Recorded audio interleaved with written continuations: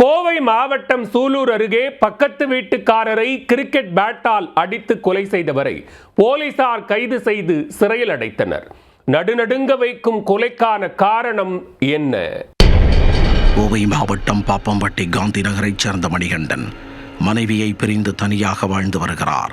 சம்பவத்தன்று கோடை விடுமுறைக்காக ஊரில் இருந்து வந்திருந்த தனது மகன் மற்றும் மகளுடன் நேரத்தை செலவழித்து வந்துள்ளார். அப்பொழுது இரவு 11 மணி அளவில் மணிகண்டன் தனது வீட்டிற்கு அருகே கேம்ப் ஃபயர் ஏற்பாடு செய்ய முயன்றபோது பக்கத்து வீட்டில் வாடகைக்கு குடியிருக்கும் மதுரையைச் சேர்ந்த கட்டட தொழிலாளி சிக்கந்தருடன் வாக்குவாதம் ஏற்பட்டுள்ளது. ஒரு கட்டத்தில் வாக்குவாதம் முற்றி கைகலப்பாக மாறிய நிலையில் ஆத்திரமடைந்த மணிகண்டன் வீட்டில் இருந்து கிரிக்கெட் பேட்டை எடுத்து வந்து சிக்கந்தர் தலையில் ஆக்ரோஷமாக தாக்கியுள்ளார். இதில் சிக்கந்தர் சம்பவ இடத்திலேயே உயிரிழந்தார்.